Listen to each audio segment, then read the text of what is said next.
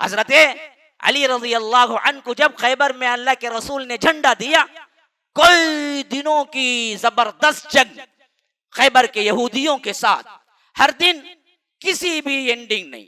نہ فتح کی نہ شکست کی، اتنے زبردست وہ لوگ تھے، اور ذخیرہ کھانے کا بہت بڑا اندر موجود تھا خیبر کے قلعوں کے اندر، تو یہ بدبخت دروازہ بند کر کے بیٹھ گئے تھے، بس کچھ نہیں کر رہے تھے۔ اور جب بھی فتح کرنے کے لیے جماعت آتی تو یہ اوپر سے انگار اور لکڑیاں اور تیروں کی بارش کر دیتے،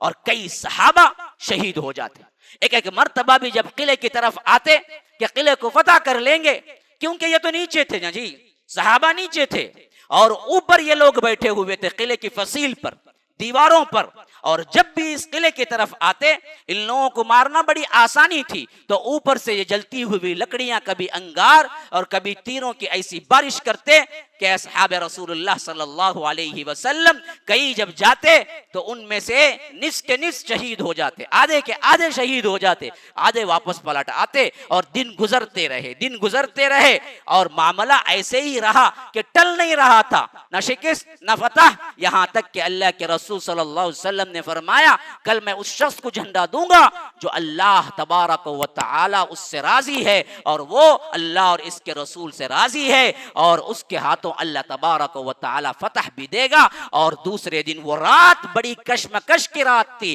حضرت عمر کہتے ہیں کہ اللہ کی قسم مسلمانوں پر میں کچھ عمارت یا امیر بننے کا کبھی میرے دل میں خواہش پیدا نہیں ہوئی سوائے اس رات کے، کیونکہ اللہ کے رسول نے فرمایا میں اس شخص کو جھنڈا دوں گا جو اللہ اور اس کے رسول سے راضی اور اللہ اس کا رسول اس سے راضی۔ تو یہ جو سرٹیفکیٹ تھی، اس حیثیت سے میرے دل میں بھی خیال آ رہا تھا کل اللہ کے رسول مجھے جھنڈا دے۔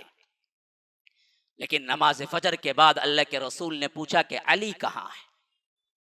علی دکھتے نہیں ہے جماعت میں۔ کہا کہ اللہ کے رسول انہیں آشوب چشم آئی ہوئی ہے، انہیں کیا ہے درد ہے آنکھوں کا، اس واسطے وہ آئے نہیں۔ فرمایا کہ بلاؤ انہیں۔ جب وہ آئے تو اللہ کے رسول صلی اللہ علیہ وسلم نے پوچھا کہ علی کیا حال ہے رضی اللہ عنہ؟ کہا کہ آنکھوں کا شدید درد ہے اور پانی نکل رہا ہے اللہ کے رسول، اس واسطے میں جماعت میں شریک نہ ہو سکا۔ تو اللہ کے رسول اپنا لعاب نکالے، اپنا تھوک نکالے، آنکھوں میں ڈالا، اور آنکھیں ایسی ہو گئی گویا کہ کبھی انہیں درد تھا ہی نہیں ہے، کبھی اس میں کچھ ہوا ہی نہیں۔ اللہ کے رسول صلی اللہ علیہ وسلم کے لعاب کی برکت تھی کہ اللہ تبارک و تعالی نے حضرت علی کی آنکھیں اچھی کر دی۔ پھر اس کے بعد اللہ کے رسول صلی اللہ علیہ وسلم نے کہا کہ علی یہ جھنڈا تمہارے لیے ہے، اور تم جاؤ گے اور آج تمہارے ساتھ جو لڑائی ہوگی اللہ اس میں فتح دے گا۔ اور اس کے بعد انہیں پگڑی باندھا، انہیں عمامہ باندھا، اور اللہ کے رسول صلی اللہ علیہ وسلم نے بڑے پیار سے جھنڈا دے کے حضرت علی کو بھیجا۔ تو وہ تھوڑی دور نہیں گئے تھے کہ پکار کے بلایا کہ علی ادھر آؤ اور سنو، جنگ شروع کرنے سے پہلے دعوت دینا، جنگ شروع کرنے سے پہلے دعوت دینا، اسلام کی طرف بلانا، بڑے پیار سے بلانا۔ یاد رکھو علی،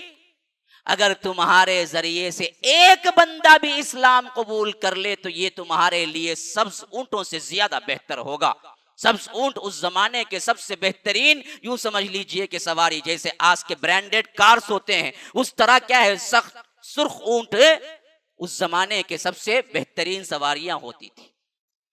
تو اتنے بندے مارے وہ لوگ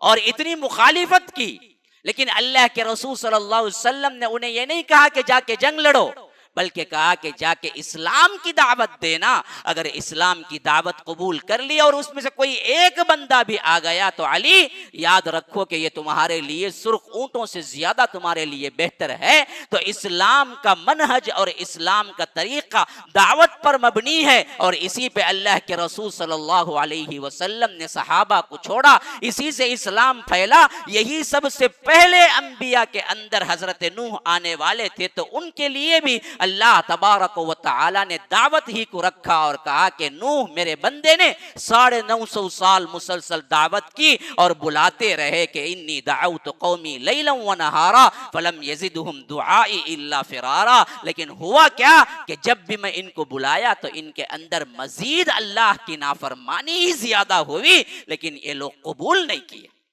لیکن قبول نہیں کیے تو حضرت نوح نے چھوڑا نہیں، مسلسل دعوت کرتے رہے، مسلسل پیغام دیتے رہے۔ آج ہم نے نہ پیغام دیا نہ سمجھے اسلام کو، اسی واسطے ہم کیا ہیں، ہر طرح کی گمراہیوں میں پھنس گئے،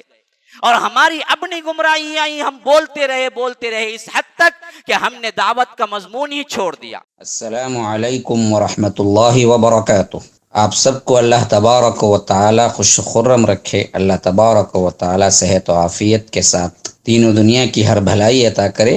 میں جاوید عثمان ربانی اس بات کی اطلاع دیتے ہوئے بڑی مسرت اور خوشی کا اظہار کر رہا ہوں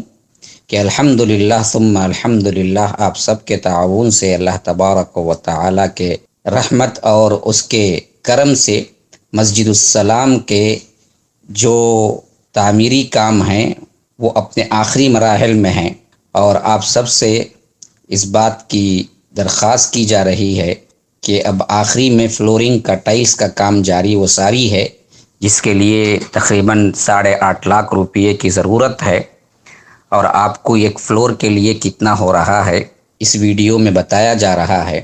اور اکاؤنٹ نمبرات اور جی پے نمبر، فون پے نمبر آپ کو دیے جا رہے ہیں۔ ان تمام کے ذریعے آپ جلد از جلد، کیونکہ فوری ارجنٹ ضرورت ہے، تو جلد از جلد اس کو پورا کریں۔ جتنا مدد ہو سکتی ہے آپ اپنے طرف سے، اپنے دوست احباب کی طرف سے، اپنے اہل و عیال کی طرف سے، اپنے مرحومین کی طرف سے آپ ادا کر سکتے ہیں، اس بات کو پھیلا سکتے ہیں۔ شکراً، فجزاکم اللہ احسن الجزاء، والسلام علیکم ورحمۃ اللہ وبرکاتہ۔